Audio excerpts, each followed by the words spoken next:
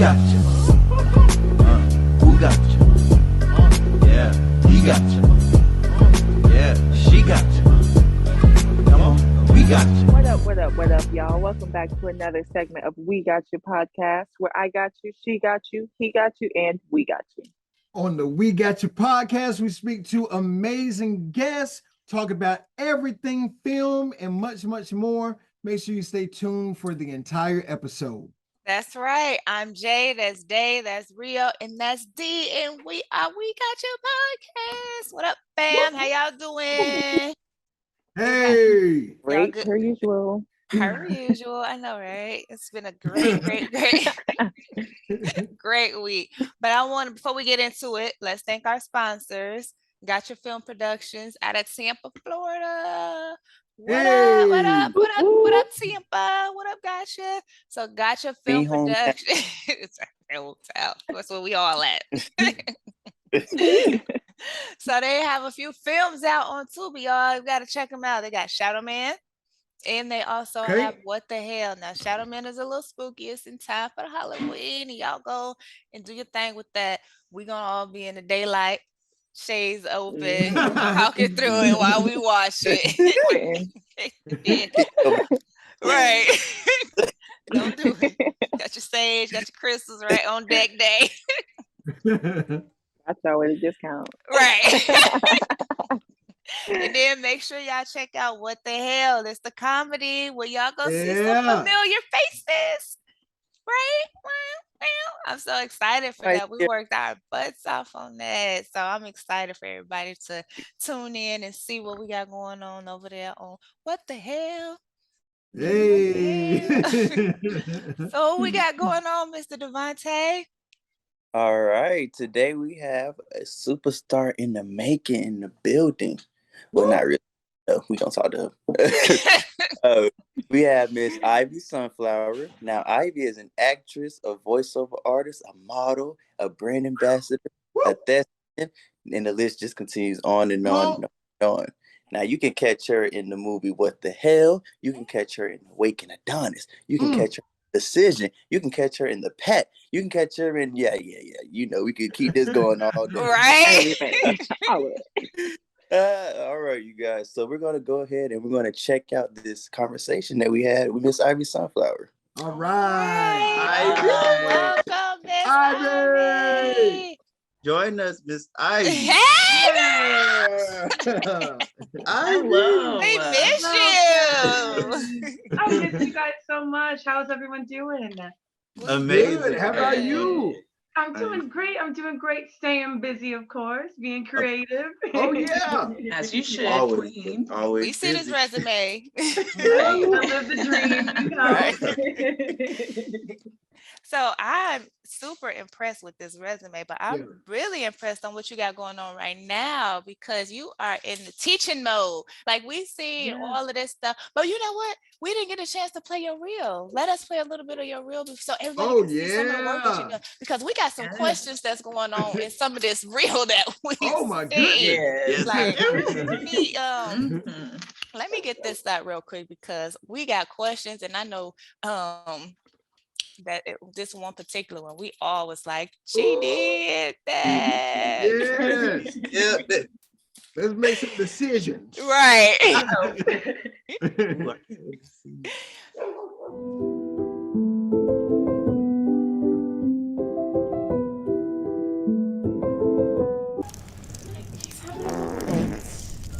Our grown-ass son is peeing on the floor in our room. Yeah, but that just means that he has high anxiety. Remember he did this on the first day of elementary, junior high, and high school. High anxiety, my ass. He a grown-ass man now, and it ain't cute. Yeah, but this is a moment for me. Sorry to ruin your moment, but he got it. Stop. Wake him up. Oh, nigga wanna wake his ass up. Oh, shit. That's your ass kid. Why you woke him up? I'm doing it so backwards. I mean, most people move to LA to find work. And hell, I grew up there. I was surrounded by showbiz and I couldn't get any work.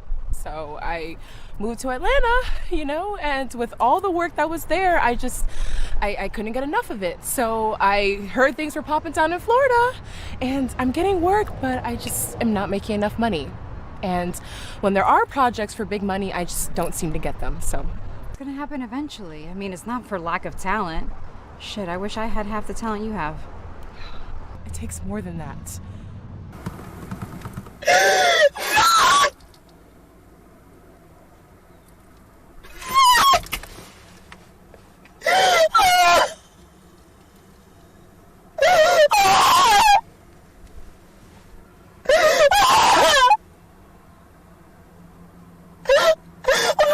Why, God, why?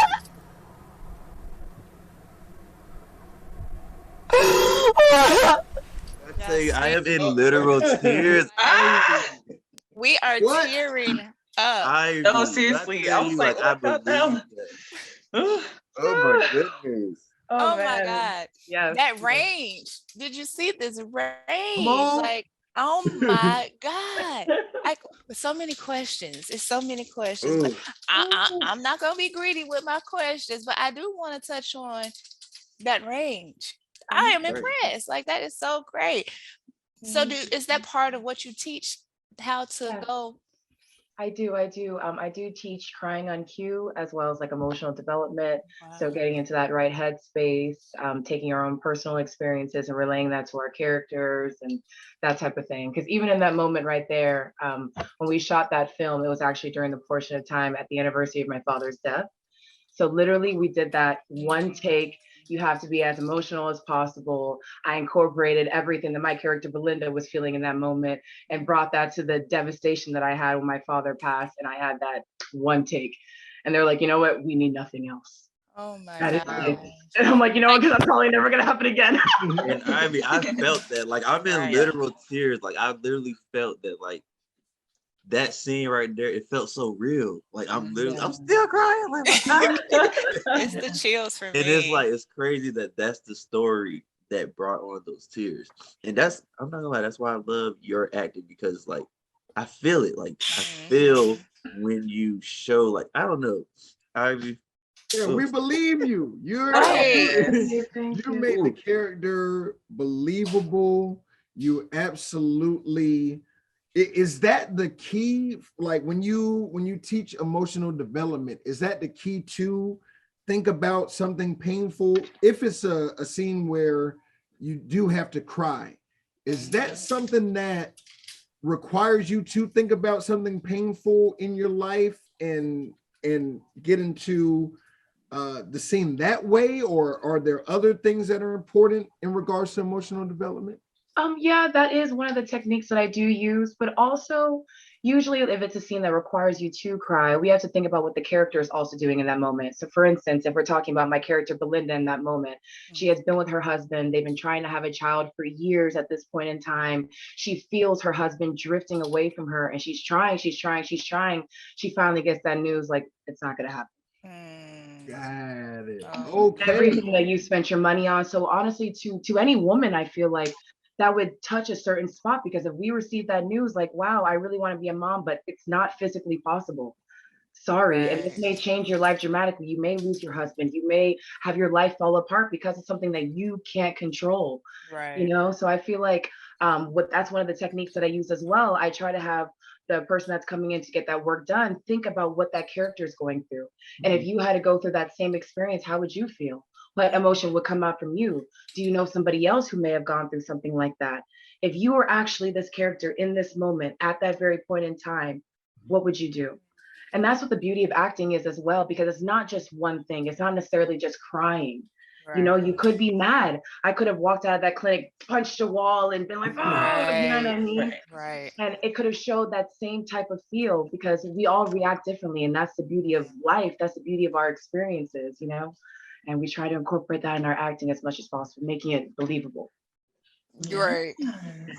Well, I have sorry. No, go. Okay, I was just gonna say I have a question for you with your wide range of experience. So as far as like you and getting roles, is there like a system that you go by, like that's like, okay, I can accept this, or I don't want to do that? Like, what's your system for that type of stuff? Yes, yes. So I am very true to the type of woman that I grew to be, the kind of values that my mom instilled on me, the morals and all of those things. So there have been several roles that I have denied, roles that required me to have like intense sex scenes, roles that required me to be nude, pretty much anything like that. I try to avoid, even when it comes down to, because I'm a person of color, even when it comes down to roles like a police officer or things like that, I really have to look into what the character is and what that character is doing because of how my own personal beliefs and values and morals are. So yes, I definitely say no to plenty of this. I try and stay in the realm of, hey, strong, educated, let's stereotype us, because that's another thing too. I also try to avoid doing those stereotypical roles. I'm not trying to be the ratchet homegirl that got 6 baby daddies, and you know what I mean? And I understand that is a person as well, but I hate the fact that they categorize everyone that looks like us as that person. Right. You know what I mean? So I'm not going to feed into what you're trying to show media that all of us are like this, when that's not the case. You know what I mean? It's giving over portrayed. Right, like we're not going to keep perpetuating that stereotype. Let's move on from that, because we know Karens out there that have all the baby daddies. Like, let's right, one of them. Exactly.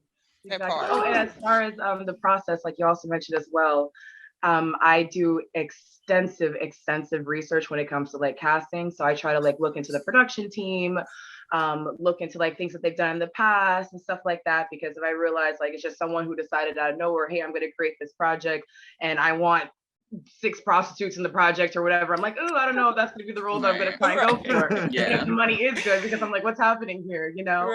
So I do have like a backstage account that I pay for, casting networks, Actors Access. I'm in probably like 50 to 60 Facebook groups that are all like casting related, directors, yada, yada, yada. I spend at least like 2 to 3 hours a day. I try to just kind of looking at casting, submitting, going through my email, and doing all of that type of stuff.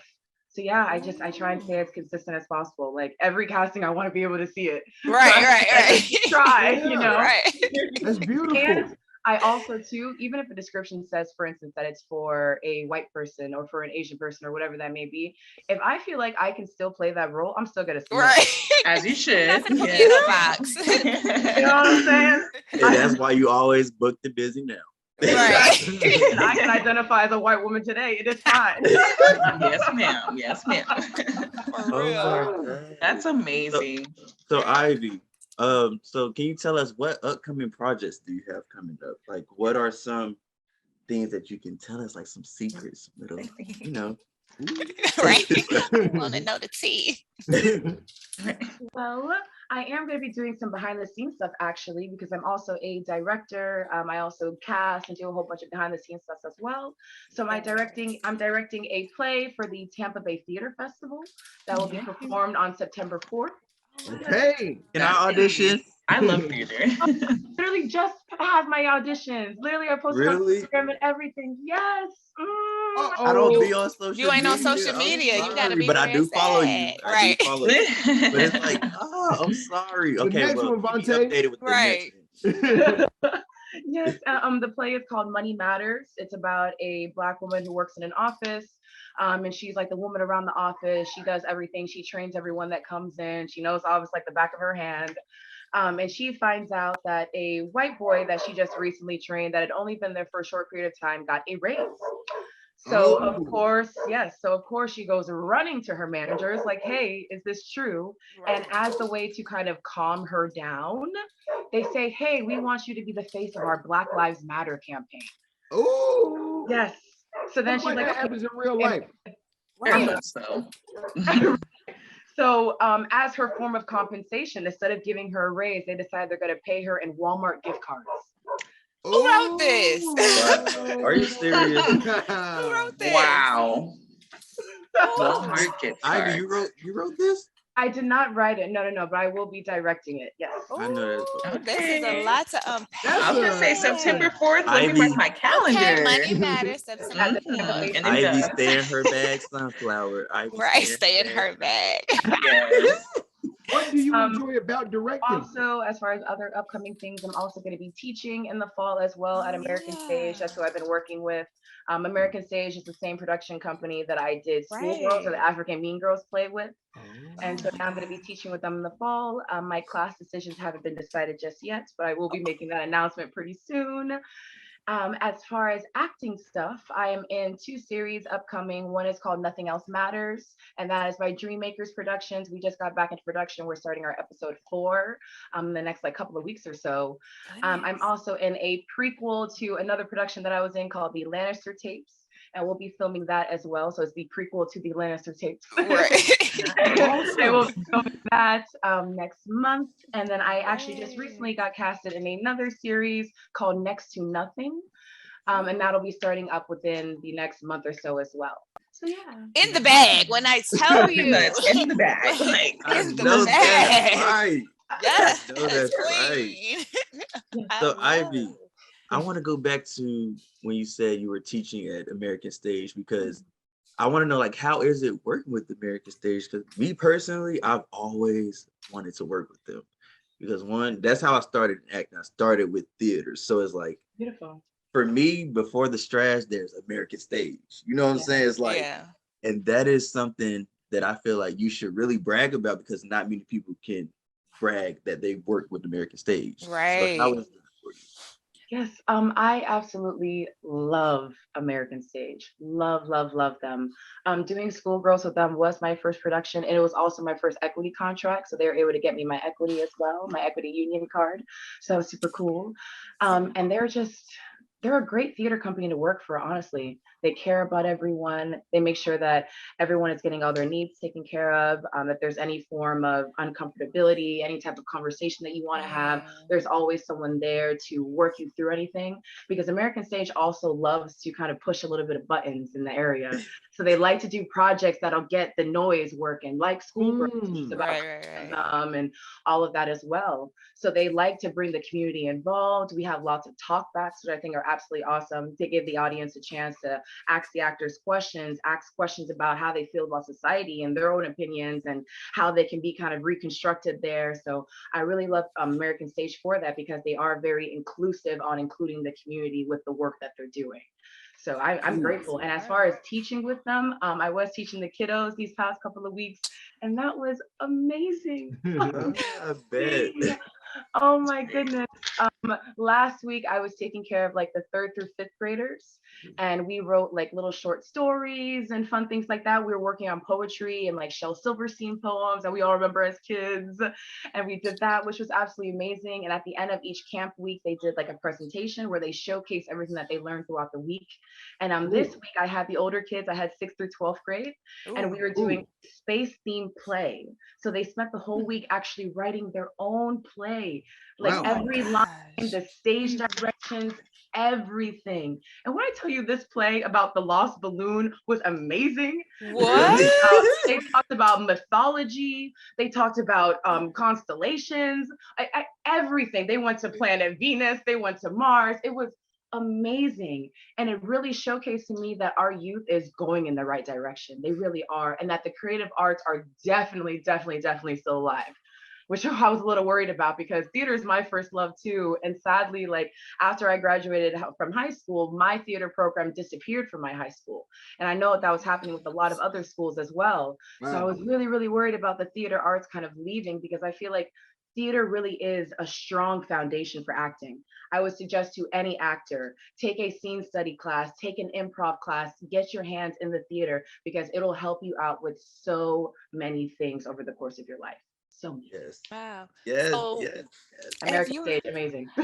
So about American Stage, though, what advice would you give someone trying to get in and be a part of American Stage? Like Devontae said, like it was a dream of his, and it's like, how do you get into those things? Because so many people don't have the information or the know-how, because it's so the echelon of it, Right.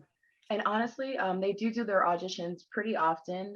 They just recently opened their auditions up for the Color Museum, which I just submitted for. So if you follow their Instagram account, if you follow their Facebook, they do post when they're doing all of their casting.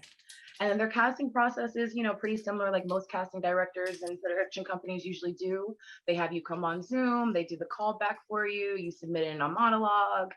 But really what it comes down to is having a really bomb audition, So working on your self-tape work, making sure you have a really great monologue. I personally like to pick monologues that push some buttons. Maybe not the monologues that everyone would go to. Like one monologue that I constantly always use is from Twilight Los Angeles 1992, which is about the Rodney King riots. So that's always something that like kind of gears their muscles a little bit. So I try to just kind of can go that extra mile. Yeah. Comes to the monologue choice that we have. If you're a singer, that is amazing. So make sure that if you are going to submit a singing audition, that you pick a song that really showcases your range. And the same thing with your monologue too. Make sure that it's something that is memorable, that'll showcase something that you don't think everyone else is going to do. Right. Like, for instance, a lot of people will go into a monologue and they'll do something like The Color Purple or Rent or things that we've all seen a million times. But if you showcase that you have a little bit more knowledge on plays that not necessarily everybody knows, they'll be like, okay, wow, this is someone who's, a little bit more educated on what they are. They'll care a little bit more about going into the script and diving into new characters and all of that. So it's about having a good audition. And if you need, I got you. Yeah. If you need help, I got you anytime. You hear that? And you Step your game up. That's right. That's right. And you mentioned backstage. You mentioned that you're a part of a lot of Facebook groups, casting networks, actors access. Yeah. Beautiful. So acting, teaching, but also you have modeling in your wheelhouse. Could you speak to that a little bit as well? This resume. Like stop on there. Everything. Let's see what's not on there because we know everything on there. Everything is on there. Right? Like that is so dope. If it's a job, Ivy booked it. She's had it twice. And honestly, I try and do that because I want to be as well versed as possible so that I do always have a job. I know how to do sound. I know how to do lighting. I know how to act, direct, produce. What you need. Right. Yeah. That's important to be diverse because, like you said, I need them jobs. So how do I get here and there? And you learn so much from that because wherever there's a need, you can feel it, especially in this industry. It's like, oh, you need a grip. Don't worry about it, sweetheart. Exactly. And as far as modeling, yes, I do model a little bit. I've been published in 4 local magazines, done a couple of interviews with like Voyage Tampa, Voyage Miami, and stuff like that. I really enjoy doing photo shoots. So a lot of photographers tend to come to me with like themes or concepts that they have that they want to utilize me for. And I enjoy it. I have tried the runway, but now Ivy. Heels are just not my thing. You tried the runway. Not the runway. I can't do it. Let me go ahead and get these up off me. Right. Maybe some wedges instead. Exactly. But for those ways, they want you to have these heels that are this big. I like my ankles and knees. Yeah. As far as photo shoots and creative concepts and all that fun stuff, I absolutely love that. And I really try to incorporate like photo shoots with like creative artsy type stuff too. So let's say someone had the concept of like creating a visual space type theme with a model. I enjoy doing that too. I just recently started working with the Ringling College of Arts in their figure modeling department. And they're actually incorporating with the film department as well to kind of create that type of environment. So we're utilizing models, but to create more like visual moving pictures. So, of you doing different things. Cause you real flexible. We seen that yoga. We seen it. We seen that yoga. We seen that. Yes. And that was for all the thick girls. Right. Say, oh, thick girls can can't move. do this. That's right. Can do anything. We still got it. Don't play with it. Beautiful. So I know that, like going back to your modeling, you did some Disney work too.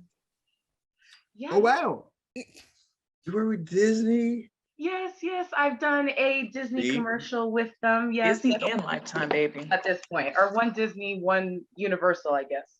I did a roller coaster commercial. So you was on that bit. Yes. You want to like a roller coaster no more? You ride it 17 times in a row. Whoa. It's the same concept of filming. So you have to do continuous takes. Right. Those first 4 or 5 times, you're like, yeah, this is great. By time number 10, you're like, all right. I'm tired. I'm a little dizzy. Can we take a break? Right. And then I also did one of those 50th anniversary Disney commercials. So just kind of walking through the park, you might see me like screaming through there, right? So Rio likes to do he likes to call his fast five. I'm gonna get tongue tied. Fast five. So tell her what's this fast five about? Because I can't never do it. I can't get it right. I don't think that. I'm like, what? It's just 5 really quick questions for you to answer, and we learn more about our guests and our special guests, rather, because you are very special, Miss Ivy Sunflower. And it's just getting to know you a little bit more. Like, first question. So if you could travel to anywhere in the world, where would that be? If it got booked right now, where would that place be? Motherland. Bali. Okay. Yes. And I just knew you was gonna say Motherland. Let's go. Now, if you're listening to an artist that you just want to be happy and really feel this joy in your heart, who is that go-to artist for you? Who does it for Ivy Sunflower? This is hard because there are a couple of artists that I'm just like absolutely obsessed with. Love old school stuff. So you put on some Erykah Badu, some Sade. I'm vibing all day. Together, Sade. All of that. But as far as like a modern day artist, I really love Adele.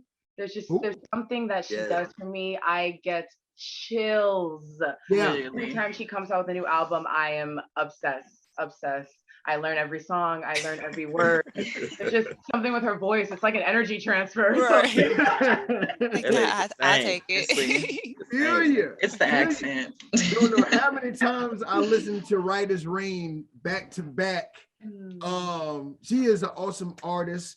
And so acting wise, if you could work opposite an actor and opposite an actress, what is that dream scene? Viola Davis. Okay, and who's the actor? Actor.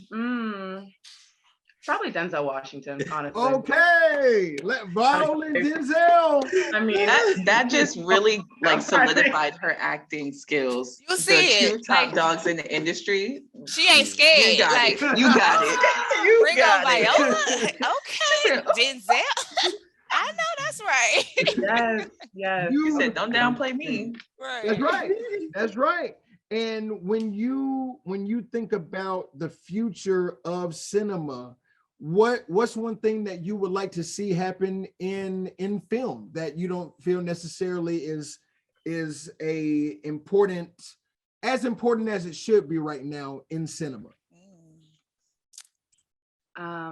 Well, I'm very big on our women of color entering the industry 10 times more than they are. Yeah. So I definitely would love to see a lot more female directors, female executive producers, female writers, projects like TV series with all Black casts that are successful and don't have their titles and their themes taken away by other projects.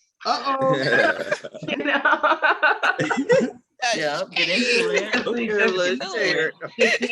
Seeing that representation, because I remember how difficult it was when I was younger and looking at TV and not seeing a lot of people that look like me, especially younger people. So it's changed a lot since then, thankfully, since the 90s, early 2000s, it's changed a lot, but I just would like to see it a lot more, turn on the TV, and just as often as you're seeing someone else, you're seeing everyone else too. Yes. Yeah. That as long as we have you, those barriers will continue to be broken. Come on. Right. Come on. Get into it. Get into it. Because that's go ahead. Yeah. Oh no, I was gonna say, with that being said, because you are the future of cinema, someone that's gonna play a big part.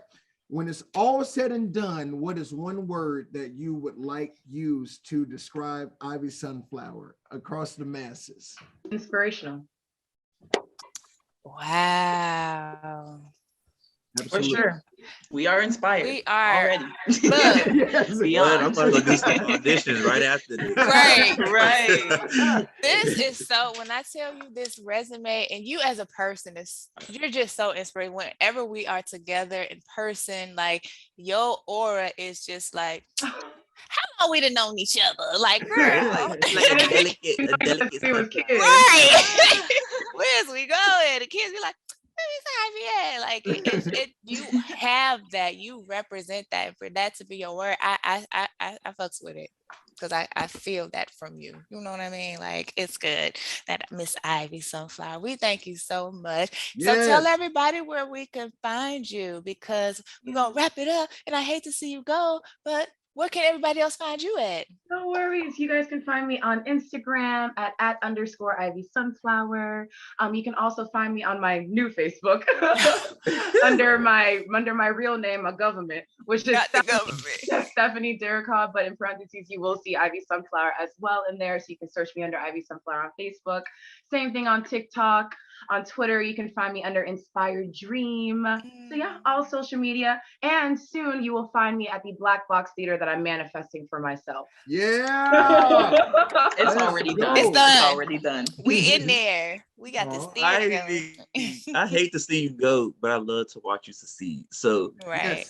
I wish you the best, Ivy. Continue to keep growing and just killing the game, Ivy. Yeah, we love you. Thank you so much, Miss Beautiful Ivy. I love you guys too. Thank you guys so much for having me. All right, have a good one. We'll see you soon. As soon as you get all of these projects done, please come back, because we need some more tea, because we didn't get all the way into the nitty gritty, because next time we're gonna have to get all up in there. So this was just one of those. We don't want to expose ourselves too soon. Right, part one. Right, part one. To be continued. Yes. Continue, definitely. Well, have a great day, guys. I'll talk to you soon. All right, bye. That was a great conversation. Wow. I just love her. She's awesome. She's Such a so breath of sweet. What you say? Literally a breath of fresh air. She really is. Yes. Sunflowers for our sunflower. My sunflower, and I'm her sunflower seed, her biggest fan. That's a sunflower seed. And on that note, we finna get up out of here. You always take to the next level.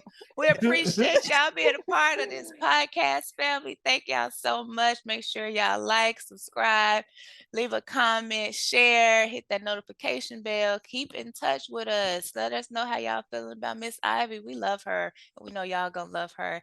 Hit her up, ask her some questions, because she is a plethora of information for y'all. As y'all can see, she is so dope. Also, if y'all want to be a part of our podcast, hit us up at wegotyourpodcast@gmail.com. Until next time. Hey, Come on. We got Bye. Who got you? Yeah, he got you. Yeah, she got you. Come on. We got you.